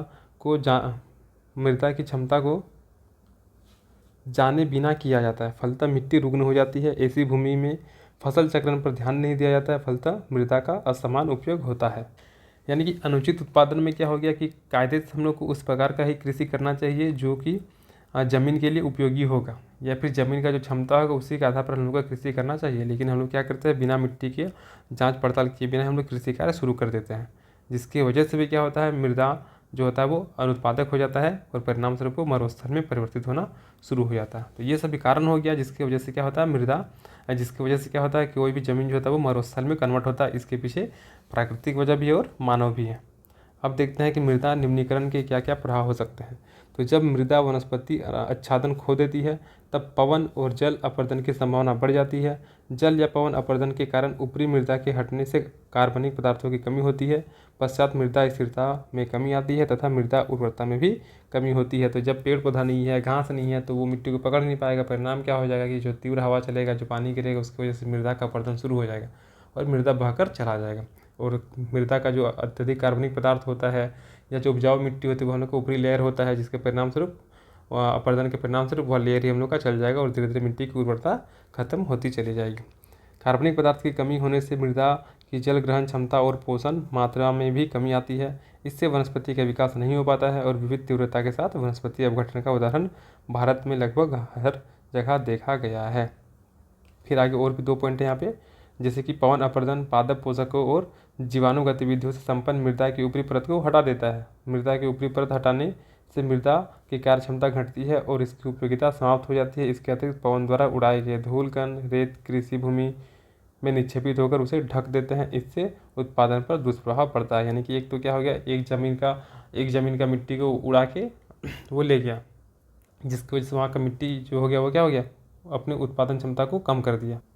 या फिर हवा की वजह से बहुत सारे धूल कण हो गया, वो सब उड़कर किसी अन्य ज़मीन पर आता है जहाँ का मिट्टी जो है उर्वरक होता है। तो वो उर्वरक ज़मीन को जो धूल कण होता है वो आके ढक देता है। परिणाम क्या हो जाता है कि जो कृषि योग्य ज़मीन था उस पर भी अब उत्पादन कम होने लगता है। मानवीय क्रियाकलापों के कारण हुई मृदा निम्नीकरण से मृदा की रासायनिक और भौतिक गुणवत्ता का ह्रास होता है। मृदा ह्रास में तीव्रता आती है। पादप समुदाय में प्राथमिक उत्पादकता कम हो जाता है। जैव विविधता में कमी आती है। मानव अधिभोग के कारण नुकसान में वृद्धि होता है। यानी कि पादप समुदाय का जो प्राथमिक उत्पादकता होता है, प्राथमिक उत्पादकता मतलब कौन हो गया, वे सभी जो हम लोग का मुख्य रूप से सूर्य की रोशनी का प्रयोग करके अपना भोजन का निर्माण करते हैं। यानी कि जो पेड़ पौधा वो सब हो जाएगा उनका प्राथमिक या फिर उत्पादकता में आ जाएंगे वे सब। तो ये हो गया हम लोग का जो क्वेश्चन आया था 7th JPSC में, वो क्वेश्चन पूरी तरीके से कंप्लीट हो गया। तो इसी क्वेश्चन में हम लोग जो सिलेबस था उस सिलेबस को भी हम लोग कवर कर लिए, जैसे केवल अम्ल वर्षा हो गया और मरुस्थलीकरण हो गया। अब आगे हम लोग आते हैं। अब है हम लोग का अगला क्वेश्चन है जलवायु परिवर्तन। क्वेश्चन है क्या, जलवायु परिवर्तन के प्रमाणों और कारणों का विवरण प्रस्तुत कीजिए। 6ठा JPSC में ये क्वेश्चन पूछा गया है। तो चलिए शुरू करते हैं इसको। तो वैश्विक पर्यावरण मुद्दा यहाँ पे दिया है। तो क्या है इसमें, ईजी है। हमने विकास के नाम पर वृक्ष काटे तो क्या हो गया, ऑक्सीजन और कार्बन डाइऑक्साइड का चक्र ही बिगड़ गया। एक तरफ शुद्ध हवा का अभाव होने लगा तो दूसरी तरफ कार्बन डाइऑक्साइड ने विश्वपातन की समस्या खड़ी कर दी। यानी कि हम लोग विकास के नाम पर या फिर अपने लाभ के लिए, अपने स्वार्थ के लिए क्या कि हम लोग पेड़ काटना शुरू कर दिए। परिणाम क्या हो गया, कार्बन डाइऑक्साइड की मात्रा बढ़ने लगा, ऑक्सीजन की मात्रा घटने लगा। अगर पेड़ काट देते हैं तो पेड़ क्या करता है, कार्बन डाइऑक्साइड का यूज करके प्रकाश संश्लेषण करता है। लेकिन अब तो पेड़ ही नहीं रहा तो क्या हो जाएगा, हमारे वातावरण में कहीं ना कहीं कार्बन डाइऑक्साइड की मात्रा बढ़ेगी, ऑक्सीजन की मात्रा घटेगी, शुद्ध हवा का कमी हो जाएगा। तो ऐसा करके बहुत सारा समस्या धीरे धीरे हम लोग का ग्लोबल वार्मिंग का समस्या शुरू हो जाता है। तो अभी हम लोग देखेंगे ग्लोबल वार्मिंग क्या होता है, कैसे होता है। तो वृक्ष नहीं है तो पानी भी नहीं गिरेगा, पानी नहीं होगा तो आगे वृक्ष की संभावना भी नहीं होगी। कमज़ोर वृक्ष ने पकड़ ढीली कर दी तो उपजाऊ मिट्टी भी कटने लगेगा, जो कि हम लोग इधर देखें अभी पिछला ये सब वृक्ष को काटने वाले प्रॉब्लम में। अगर मिट्टी का उत्पादन क्षमता घटेगा तो उत्पादन भी घटेगा। अगर खाना मतलब भोजन उत्पन्न नहीं होगा, अनाज उत्पन्न नहीं होगा तो लोग क्या होगा, भूखमरी का शिकार होने लगेंगे और वे धीरे धीरे मरने लगेंगे। जमीन की हालत गैर उपजाऊ और बंजर की श्रेणी में आने लगेगी।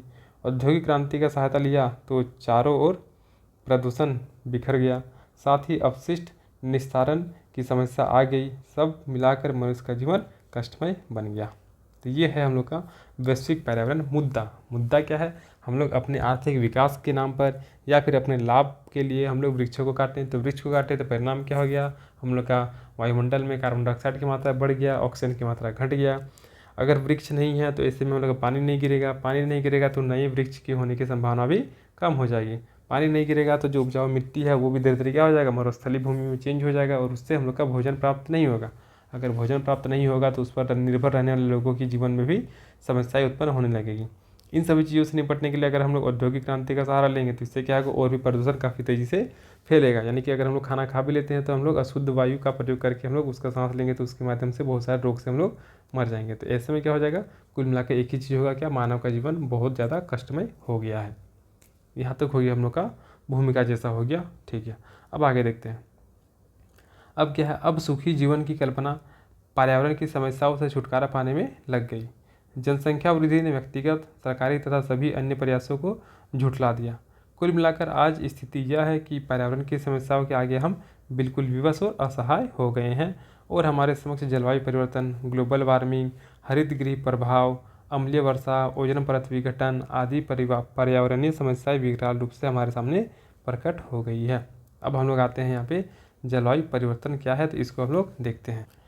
तो सबसे पहले जलवायु क्या होता है, तो जलवायु क्या होगा कि कोई भी क्षेत्र है वहाँ पे लंबे समय तक रहने वाला जो सामान्य मौसम होता है उसी को हम लोग क्या बोलते हैं, जलवायु बोलते हैं। ध्यान रखिए, जलवायु जो होता है वो काफ़ी लंबा समय के बाद हम लोग का आता है। तो किसी भी क्षेत्र में लंबे समय तक रहने वाले सामान्य मौसम को क्या बोलते हैं हम लोग, जलवायु बोलते हैं। जबकि मौसम जो होता है वो क्या होता है, किसी भी स्थान पर वायुमंडल के दिन प्रतिदिन की स्थिति को हम लोग मौसम बोलते हैं। जैसे कि अभी क्या हो रहा है हम लोग का, तो अभी मान लीजिए कि गर्मी चल रहा है ना, तो अभी सुबह को मान लीजिए थोड़ा थोड़ा ठंडा देता है, दोपहर को काफ़ी ज़्यादा गर्मी लगता है और शाम होते होते फिर से क्या होता है, थोड़ा थोड़ा ठंडा महसूस होने लगता है। तो इसको बोलते हैं हम लोग मौसम बोलते हैं। जबकि जलवायु जो होता है वो एक लंबे टर्म के बाद हम लोग को समझ में आता है कि जलवायु में परिवर्तन हो रहा है। यानी कि एक लंबे समय तक रहने वाले सामान्य मौसम को हम लोग क्या बोलते हैं, जलवायु बोलते हैं। तो जलवायु में जो परिवर्तन होगा वही क्या कहलाएगा, हम लोग का जलवायु परिवर्तन कहलाएगा, क्लाइमेट चेंज कहलाएगा। तो किसी बड़े भूभाग के वायुमंडल के मूल तत्वों जैसे कि वायुमंडलीय तापमान, वायु दाब, पवन और आर्द्रता के दीर्घकालीन दशाओं का औसत उस भूभाग का जलवायु कहलाता है। मतलब क्या होगा कि कोई भी एक बड़ा भूभाग के वायुमंडल के जो मूल तत्व होते हैं जैसे कि वायुमंडलीय तापमान हो गया, वायुदाब, पवन हो गया या फिर आर्द्रता हो गया, तो इन सभी में एक लंबे टर्म के बाद परिवर्तन देखने को मिलता है।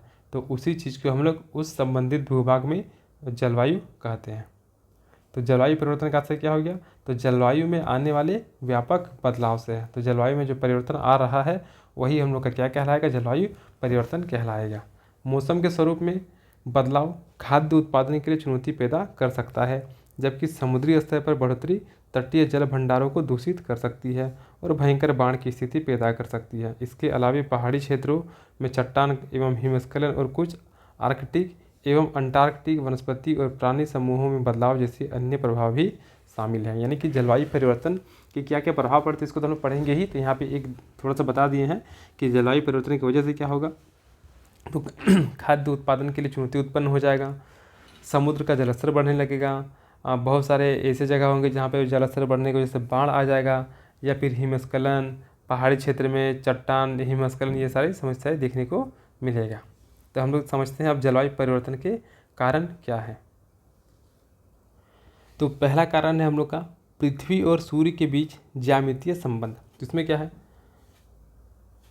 मौसमी उलटफेर धरती और सूरज के बीच ज्यामितीय रिश्तों पर टिका है। यानी कि धरती और सूरज के बीच का जो रिश्ता है उसी के आधार पर तय होता है कि मौसम किस प्रकार से चेंज होगा। पृथ्वी का परिक्रमा पथ या पृथ्वी की कक्षा की आकृति सदैव एक समान नहीं रहती है। यह लगभग 1,00,000 वर्ष में चक्र में गोलाकार से अंडाकार रूप में बदलती रहती है, यानी कि इलिप्टिकल पथ में आ जाता है। इसी कारण से क्या होता है, सूर्य और धरती के बीच की दूरी और आपसी कोण में समय समय पर परिवर्तन भी दिखाई देता है और यही फेरबदल धरती में जलवायु परिवर्तन लाता है। यानी कि पृथ्वी और सूरज के बीच का जो जैसा रिलेशन रहेगा उसी के आधार पर क्या होगा, मौसम भी हम लोग का परिवर्तन होगा, उसी के आधार पर जलवायु में भी परिवर्तन होगा। दूसरा पॉइंट आता है सौर्य विकिरण। तो मौसमी परिवर्तन के लिए जिम्मेदार दूसरा तथ्य क्या है, तो सौर्य विकिरण है। यह इस बात पर निर्भर करता है कि सौर विकिरण की कितनी मात्रा पृथ्वी पर आ रही है। इससे विचारणीय तथ्य यह है कि कोई क्षेत्र विशेष किस किस देशांतर पर स्थित है तथा इस स्थान की ध्रुवों के सापेक्ष दूरी कितनी है। यानी कि जलवायु परिवर्तन में दूसरा मुख्य वजह आता है हम लोग का सौर विकिरण। सौर विकिरण में क्या हो जाता है कि इस सौर विकिरण इस बात पर निर्भर करता है कि सौर विकिरण जो है उसका कितना मात्रा जो वो पृथ्वी पर आ रहा है। क्योंकि इसमें क्या हो जाता है कि अगर अधिक सूर्य विकिरण अगर आता है, अधिक मात्रा में अगर सूर्य का रोशनी अगर आता है, तो ऐसे स्थिति में क्या होगा, हम लोग का जो ग्लेशियर होगा वो सब पिघलना शुरू हो जाएगा, जिसके परिणाम स्वरूप और भी सारी समस्याएं हम लोग को देखने को मिलेगी। फिर आता है हम लोग का अल नीनो की भूमिका क्या होता है। तो सागर गर्म होने से मौसम में भारी उलटफेर करने वाले अल नीनो की भूमिका महत्वपूर्ण होती है। अल नीनो क्या है, तो पूरी प्रशांत महासागर के कुछ हिस्सों में क्या होता है, सागर का जो ऊपरी सतह होता है वहाँ का पानी जो होता है वो गर्म हो जाता है, और इससे सागर के ऊपर बहने वाली हवाएं भी गर्म हो जाता है, तो उसका रुख भी क्या होता है, धीरे धीरे पलट जाता है। तो अगर सागर का पानी गर्म हो जाएगा तो ऐसे में क्या हो जाएगा, मौसम में भी उलटफेर देखने को मिलेगा। तो अल नीनो की वजह से जो होता है वो पूर्वी प्रशांत महासागर का जो सागर का जो ऊपरी सतह होता है वो सतह काफ़ी ज़्यादा गर्म होता है, उसके गर्म होने की वजह से वहाँ का पानी भी गर्म हो जाता है, जिसके परिणाम स्वरूप जलवायु में भी परिवर्तन हम लोग को देखने को मिलता है। वैश्विक ताप में वृद्धि। तो वैश्विक ताप में वृद्धि भी मौसम में भयानक परिवर्तन के लिए काफ़ी हद तक जिम्मेवार है। वायुमंडल में बढ़ती उष्माशोषी गैसों जैसे कि कार्बन डाइऑक्साइड, जलवाष्प, नाइट्रस ऑक्साइड आदि के कारण वायुमंडल अधिक उष्माशोषी होते जा रहा है और धरती और अधिक गर्म होती जा रही है। अब हम लोग देखते हैं जलवायु परिवर्तन के प्रमाण क्या है। तो जलवायु परिवर्तन होने की वजह से तापमान में क्या हो रहा है, काफ़ी ज़्यादा वृद्धि हो रहा है। समुद्र के स्तर में क्या हो रहा है, वृद्धि हो रहा है। हिमनद क्या हो रहा है, पिघल रहा है। इसको हम लोग ऐसा समझते हैं, ठीक है। इसके पहले समझ लेते हैं लोग सही से। जैसे कि मान लीजिए ये हम लोग का हो गया, पृथ्वी हो गया, ये हम लोग का हो गया पृथ्वी हो गया, ये अपने अक्ष पर झुका हुआ है। ये हम लोग का हो गया सूरज हो गया। अब क्या होगा, सूरज से हम लोग का रोशनी जो होगा वो पृथ्वी पर आकर गिरेगा, जिसकी वजह से ये पृथ्वी क्या हो जाएगा, काफ़ी ज़्यादा हीट हो जाएगा। छोड़िए, इसको हम लोग आगे देखेंगे।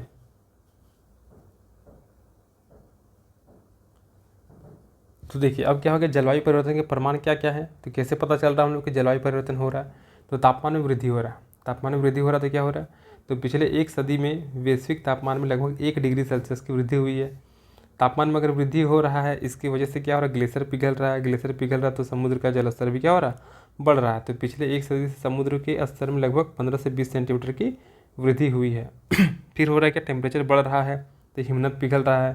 तो हिमनदों के पिघलने से जलवायु परिवर्तन का एक प्रमुख प्रमाण है। और बहुत सारी घटनाएं भी हो रही है, जैसे कि तूफान आ रहा है, सूखा पड़ रहा है, काफ़ी ज़्यादा कहीं कभी कभी पानी गिर जा रहा है। तो ये सभी बता रहा है क्या, कि जलवायु परिवर्तन हो रहा है। इसके अलावा क्या हो गया कि और भी बहुत सारे प्रभाव का अध्ययन किया गया, जिससे कि जलवायु परिवर्तन के प्रभाव का अध्ययन करने वाले वैज्ञानिकों ने पाया है कि जलवायु परिवर्तन के कारण जैव विविधता की हानि, जल संकट और खाद्य सुरक्षा की समस्याएं भी बढ़ी है। कार्बन डाइऑक्साइड की मात्रा बढ़ रही है। पोलर आइस कैप्स का पिघलना, यानी कि इसमें क्या होता है, ध्रुव के आसपास का जो बर्फ क्षेत्र जो बर्फ से ढका हुआ होता है वो धीरे धीरे पिघलना शुरू हो जाता है।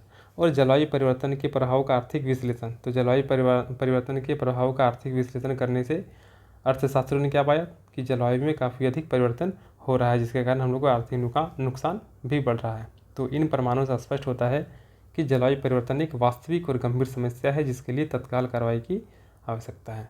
तो ये जो हम लोग का क्वेश्चन था कि जलवायु परिवर्तन के प्रमाण और कारण का विवरण प्रस्तुत करें। तो पहले हम लोग जलवायु परिवर्तन को बता दिए, इसके क्या कारण है उसको देख लें, उसके बाद हम लोग लास्ट में जलवायु परिवर्तन के प्रमाण को भी देख लें, यानी कि उनसे पता चलता है कि हाँ कायदे से जलवायु परिवर्तन हो रहा है।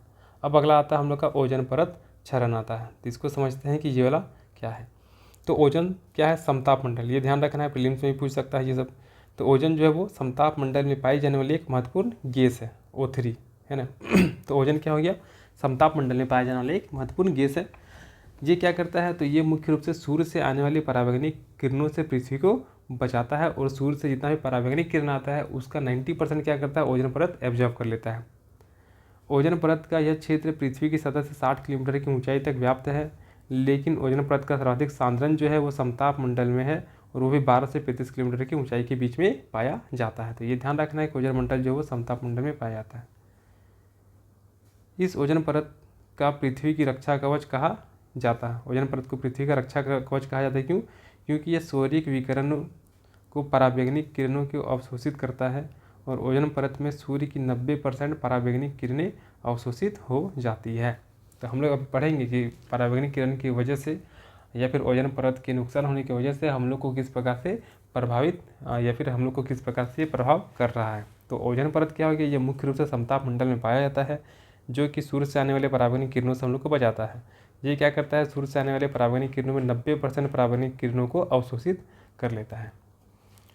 इस गैस परत के अभाव से जीवमंडल में किसी प्रकार का जीवन संभव नहीं हो सकता है, क्योंकि इस ओजोन परत के अभाव से सौरिक विकिरण की सभी पराबैंगनी किरणें भूतल तक पहुंच जाएगी, जिस कारण भूतल का तापमान इतना अधिक हो जाएगा कि जीवमंडल जैविक भट्टी में बदल जाएगा। यानी कि अगर हम लोग का ओजोन परत नहीं होगा तो सूर्य से आने वाला जो अल्ट्रावायलेट किरण होगा, जो हम लोग का पराबैंगनी किरण होगा, वो हम लोग का डायरेक्टली पृथ्वी पर आएगा, जिसके परिणाम स्वरूप सूर्य का टेम्परेचर इतना ज़्यादा बढ़ जाएगा कि यहाँ पर जीवन संभव नहीं होगा, और कहीं ना कहीं ये क्या होगा, जो जीवमंडल है वो जैविक भट्टी में हम लोग का बदल जाएगा।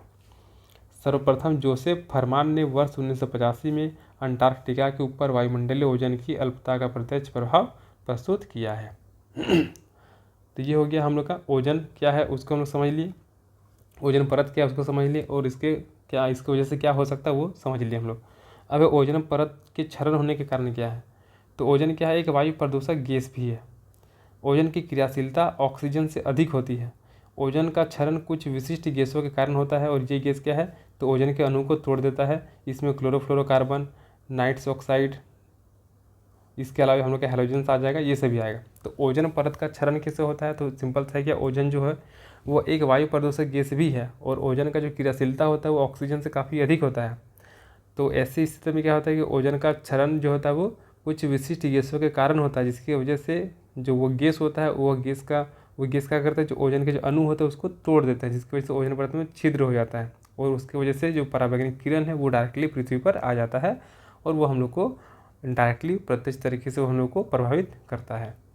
क्लोरोफ्लोरोकार्बन यह क्या है, एक अत्यंत अस्थायी, अज्वलनशील, अविषाक्त और प्रयोग में सुरक्षित गैस होती है, और इस कारण एरोसेल, वातानुकूल यानी कि एसी हो जाएगा, रेफ्रिजरेटर और अग्निशामक को जैसे अनेक औद्योगिक उपयोग के लिए आदर्श है। यानी कि जो हम लोग क्लोरोफ्लोरोकार्बन का उपयोग करते हैं वो रेफ्रिजरेटर में होता है, या फिर हम लोग का एसी में होता है, क्योंकि ये जो होता है क्लोरोफ्लोरोकार्बन जो होता है ये हम लोग का अस्थायी होता है, वो अज्वलनशील होता है, विषाक्त नहीं होता है, और सुरक्षित गैस होता है, इसीलिए हम लोग क्लोरोफ्लोरोकार्बन का यूज करते हैं। लेकिन इससे नुकसान क्या होता है, ये ओजोन परत के लिए हानिकारक होता है।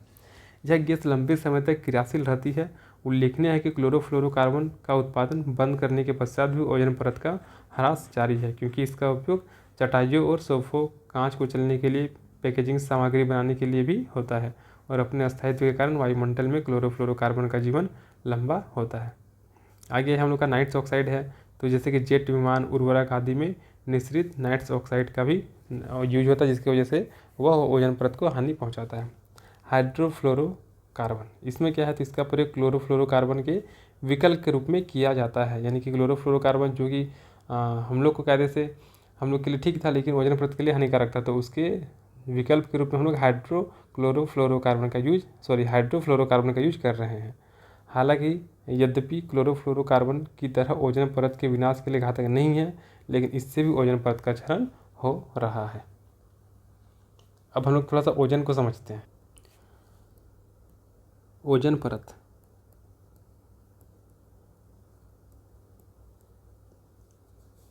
तो ओजोन परत क्या हो गया, तो पृथ्वी के ऊपर वायुमंडल से ऊपर की ओर ओजोन जो होता है वो ओजोन यानी कि O3 गैस का एक आवरण पाया जाता है, उसी को हम लोग क्या बोलते हैं, ओजोन परत बोलते हैं। ठीक है। अब जो होता है ओजोन परत, तो ये क्या होता है, एक विषैला गैस होता है जिसका निर्माण O के तीन परमाणु से मिलकर होता है, इसलिए क्या यहाँ पे O3 है, ओजोन का सूत्र O3 हो जाएगा। अब देखिए क्या होता है कि हम लोग का ऑक्सीजन है O2 है, ये क्या करता है, यूवी यानी कि अल्ट्रावायलेट रे जो होता है उसकी उपस्थिति में ये ब्रेक हो जाता है, यानी कि जो O2 है वो जो पराबैंगनी किरण है उसकी उपस्थिति में ये टूट जाता है, O और O में टूट जाता है। अब ये जो O है ये क्या करता है, फिर से जो O2 है उसके साथ रिएक्ट करता है UV के उपस्थिति में, और यहाँ पे बन जाता है हम लोग का क्या, O3 बन जाता है, यानी कि ओजोन बन जाता है। तो ओजोन का निर्माण कैसे हो रहा है, तो जो O2 है वो UV के उपस्थिति में 2 O में ब्रेक हो जा रहा। अब फिर से क्या करेगा, एक O क्या करेगा, O2 के साथ UV के प्रेजेंस में रिएक्ट करेगा और O3 का निर्माण करेगा, यानी कि ओजोन का निर्माण करेगा। अब यही ओजोन गैस क्या करेगा, तो यह ओजोन गैस की जो यह परत होगी वह सूर्य से आने वाली पराबैंगनी किरणों को पृथ्वी पर आने से रोकेगा। और यही किरण क्या होता है, तो पृथ्वी पर जीवन के लिए हानिकारक होता है। लेकिन जो हम लोग का क्लोरोफ्लोरोकार्बन हो गया या फिर अन्य सभी जो कार्बन है, उसके वजह से O3 जो है, इसके अणु क्या हो जाते हैं, ब्रेक हो जाते हैं। और ब्रेक होने की वजह से इसमें क्या हो जाता है, छिद्र हो जाता है। परिणाम स्वरूप सूर्य से जो आने वाली अल्ट्रावायलेट किरण है, UV किरण है, वो डायरेक्ट हम लोग का पृथ्वी में आता है और वो हम लोग के लिए हानिकारक है, वो हम लोग को नुकसान पहुँचाता है। तो यही था हम लोग का ओजोन। अब आते हैं ओजोन क्षरण का क्या क्या प्रभाव पड़ेगा। तो मानव स्वास्थ्य पर हानिकारक प्रभाव पड़ेगा। तो पराबैंगनी किरणें बढ़ने से क्या होगा, त्वचा कैंसर, मोतियाबिंद, त्वचा में झुर्रियाँ आदि रोग होने की संभावनाएं बढ़ जाती है। इसके अतिरिक्त क्या होता है, तो पराबैंगनी विकिरणों के संपर्क में आने से मनुष्य के अंदर क्या प्रतिरोधक क्षमता भी कम हो जाता है, न्यूक्लिक अम्ल भी नष्ट हो जाता है, जिससे संक्रामक रोग का खतरा बढ़ जाता है। अगर प्रतिरोधक क्षमता कम हो जाएगा तो क्या होगा, इससे हम लोग का संक्रामक, ऐसे में क्या होगा, हम लोग का कोई भी रोग अगर हम लोग पर आएगा तो हम लोग उससे लड़ने के लिए कैपेबल नहीं होंगे और हम लोग बहुत जल्दी बीमार हो जाएंगे। फिर खाद्य उत्पादन में क्या प्रभाव पड़ता है, तो पराबैंगनी किरणें प्रकाश संश्लेषण की प्रक्रिया के दौरान पौधों की प्रकाश ग्रहण करने की क्षमता को प्रभावित करती है, जिसके कारण पौधे में पोषक तत्वों का अंश कम हो जाता है और पौधे की वृद्धि रुक जाती है। तो जो पराबैंगनी किरण है उसके वजह से प्रकाश संश्लेषण की प्रक्रिया जो होती है उसके दौरान पौधे में प्रकाश ग्रहण करने की क्षमता कम हो जाएगी। अब अगर पौधा प्रकाश ग्रहण कम कर पाएगा, परिणाम स्वरूप वो अपना भोजन भी कम बना पाएगा, अपने पोषक तत्वों को भी कम बना पाएगा और धीरे धीरे पौधे की वृद्धि भी रुक जाएगी। स्थलीय पादप पर क्या प्रभाव डालता है ओजोन परत, तो विकिरण से पौधों की सभी क्रियात्मक एवं विकास प्रक्रियाओं पर भी प्रभाव पड़ता है। इनसे प्रजाति का संगठन बदल जाता है, जिसके कारण जैव विविधता भी प्रभावित होती है। पौधे की उपापचयन तथा उनके स्वरूप में होने वाले परिवर्तन से प्रतिस्पर्धात्मक संतुलन, पादप रोग जनन, जैव भू रासायनिक चक्र भी प्रभावित होती है। जलीय पारितंत्र की बात करेंगे तो पराबैंगनी विकिरण प्लैंक्टनों को हानि पहुंचाता है। जू प्लैंक्टनों में पराबैंगनी किरणों के परिवर्तन के कारण प्रजनन काल क्या हो जाता है, काफ़ी कम हो जाता है। और चूँकि पादप पल्लव खाद्य श्रृंखला का आधार बिंदु है, अतः पराबैंगनी विकिरण के प्रभाव से पादप पल्लव कम हो जाती है, जिसके कारण खाद्य श्रृंखलाएँ प्रभावित हो जाती है। अगर रासायनिक भू रासायनिक चक्र की बात करेंगे तो तापमान में वृद्धि के कारण वाष्पीकरण एवं वर्षण की प्रक्रिया पर भी प्रभाव पड़ेगा, जिसके कारण क्या होगा, तो जलीय चक्र प्रभावित हो जाएगा। और जलीय चक्र अगर प्रभावित होता है तो ऐसी स्थिति में जीवमंडल में बृहद स्तरीय जैव भू रासायन चक्रों में भी परिवर्तन होना शुरू हो जाएगा। परिणाम स्वरूप जो जीवमंडलीय पारिस्थितिकी तंत्र है उस पर भी बहुत तरीके से नकारात्मक प्रभाव डालेगा। तो ये सभी चीज़ हो रहा है जो कि ओजोन परत के क्षरण की वजह से हम लोग पर प्रभाव पड़ेगा। तो यही था हम लोग का ओजोन, जो कि हम लोग का ख़त्म होता है। अब आगे आता है हम लोग का वैश्विक तापन। तो वैश्विक तापन क्या है, तो ग्रीन हाउस गैसों के बढ़ते सांद्रण के कारण वैश्विक तापन यानी कि ग्लोबल वार्मिंग में वृद्धि हो रही है। वैश्विक तापन औद्योगिकरण के साथ प्रारंभ हुआ था। वैश्विक तापन में अवशोषित ऊर्जा अवरक्त किरणों के रूप में वापस परावर्तित होती है। इनमें से कुछ विकिरण वायुमंडल या गैसों द्वारा अवशोषित हो जाती है और इस तरह आने वाली कुल ऊर्जा का संपूर्ण भाग वापस अंतरिक्ष में नहीं पहुंचता है। और वैश्विक तापन ग्रीन हाउस गैस मुख्यतः कार्बन डाइऑक्साइड, क्लोरोफ्लोरोकार्बन, मीथेन और नाइट्रोजन ऑक्साइड गैसों द्वारा होता है, जिससे वायुमंडल गर्म हो जाता है। इसको समझते हैं कैसे होता है ये वाला।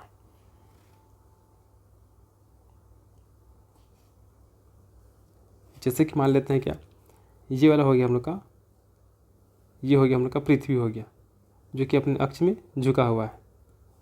ये हो गया हम लोग का सूर्य हो गया। तो सूर्य का रोशनी कहाँ पे पड़ेगा, इस पृथ्वी के इस भाग पे पड़ेगा, इस आधे भाग पर पृथ्वी पर सूर्य का रोशनी पड़ेगा और इस आधे भाग पर नहीं पड़ेगा। तो जब पृथ्वी घूमेगा तो घूमने के बाद क्या होगा, ये जो साइड होगा ये इस साइड आ जाएगा और रोशनी अब इस साइड भी पड़ेगा, है ना, क्योंकि ये साइड घूम के कुछ समय बाद यहाँ पे आ जाएगा और ये साइड घूम के यहाँ पे आ जाएगा। तो यहाँ पे अभी जहाँ पर रोशनी पड़ रहा है वो वाला भाग हम लोग का कहीं ना कहीं ये वाला साइड हो जाएगा, हम लोग का ये वाला होगा। तो दिन के समय क्या होता है, हम लोग का जो सतह होता है वो सूर्य की रोशनी को एब्जॉर्ब करता है, जिसकी वजह से सतह जो होता है वो क्या हो जाता है, काफ़ी ज़्यादा गर्म हो जाता है। और रात के समय क्या होगा, ये जो सतह है रात के समय ये क्या होगा, ठंडा होगा और ये क्या करेगा, अपने साथ साथ अवरक्त किरणों को छोड़ेगा। यानी कि ये क्या करेगा, अब जो कि दिन में गर्म हुआ तो ये धीरे धीरे क्या करेगा, अवरक्त किरणों को ये छोड़ेगा, अवरक्त किरण यहाँ से उठेगा। तो यहाँ पे क्या, ये हम लोग का पृथ्वी हो गया। तो मान लेते हैं क्या, ये हो गया हम लोग का सतह हो गया, जो कि दिन के समय काफ़ी ज़्यादा गर्म है।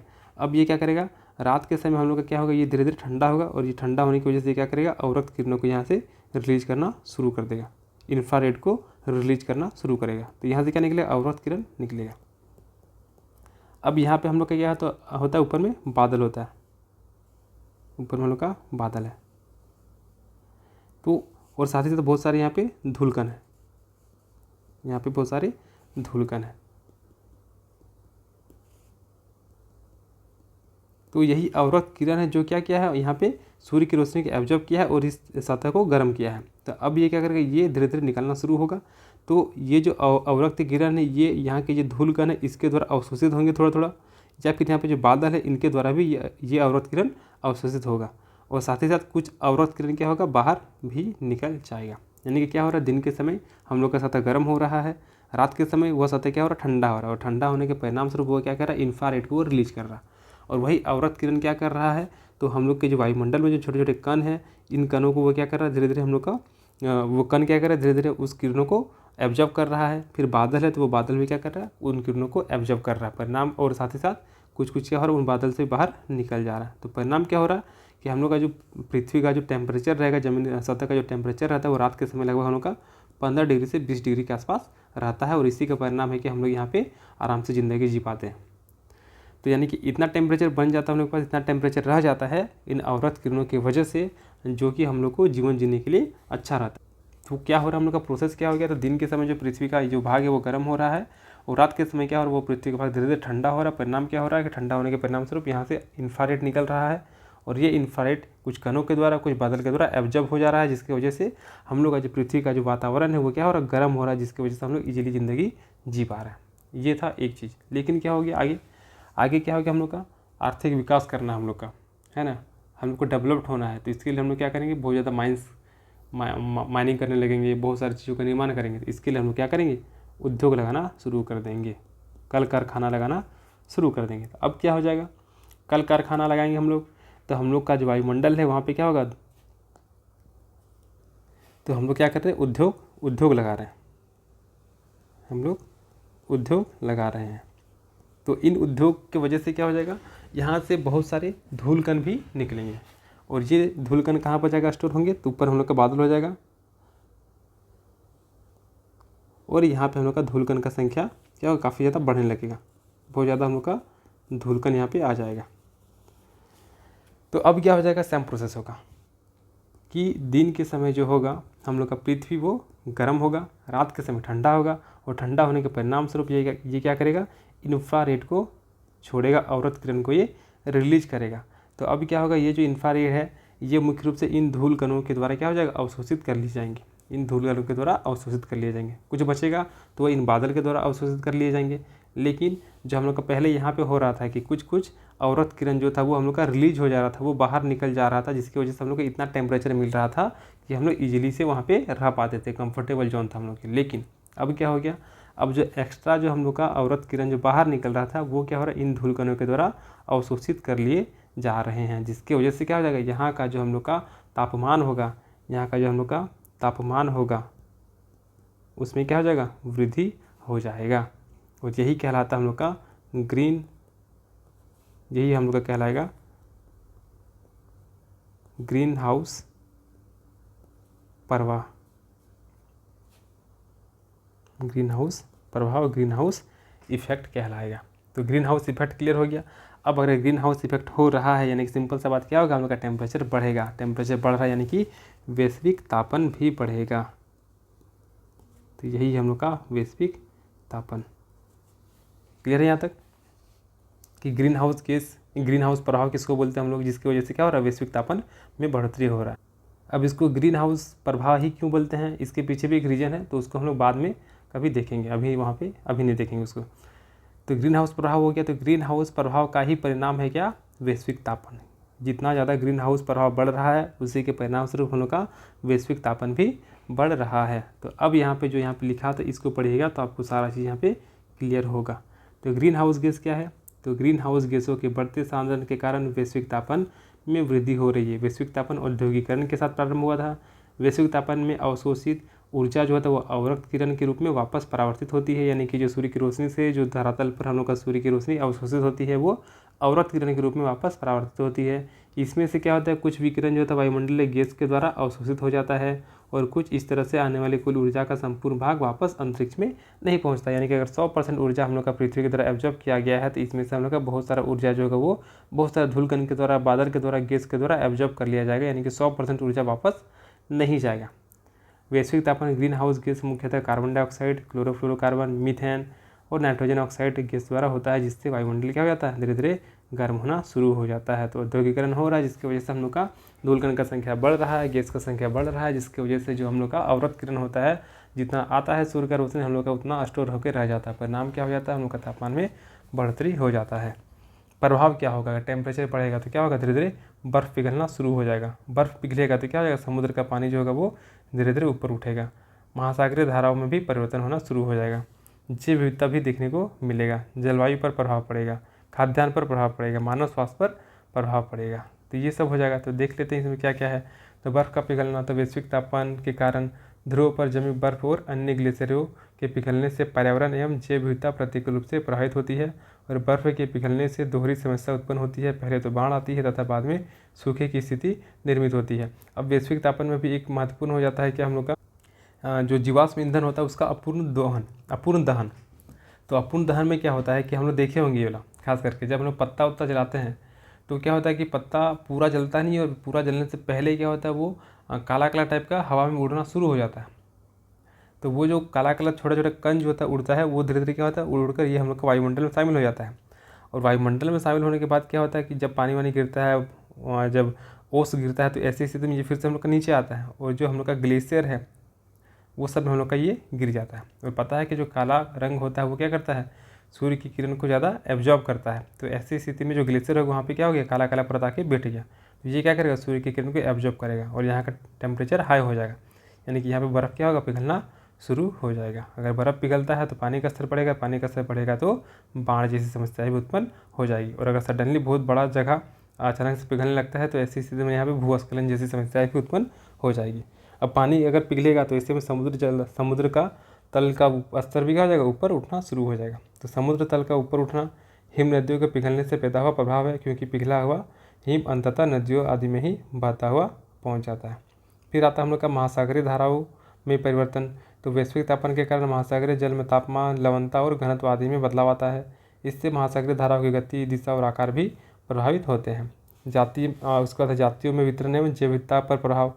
तो प्रत्येक जाति एक विशिष्ट प्रकार के वातावरण के अनुकूल स्थापित करके अपना जीवन चक्र पूरा करती है, परंतु भूमंडलीय तापमान के बढ़ने से जीवों का भौगोलिक वितरण प्रभावित हो जाता है और इससे विभिन्न जातियों का विस्थापन प्रारंभ हो जाता है। तो बहुत सारे जीव जंतु होते हैं जो अपने अनुसार अपने वातावरण में रहते हैं, लेकिन वैश्विक तापमान बढ़ने की वजह से उनको अपने जगह को छोड़कर अन्य जगह जाना पड़ता है, जिसकी वजह से उनके अस्थायित्व पर भी कहीं ना कहीं हम लोग का प्रभाव पड़ता है।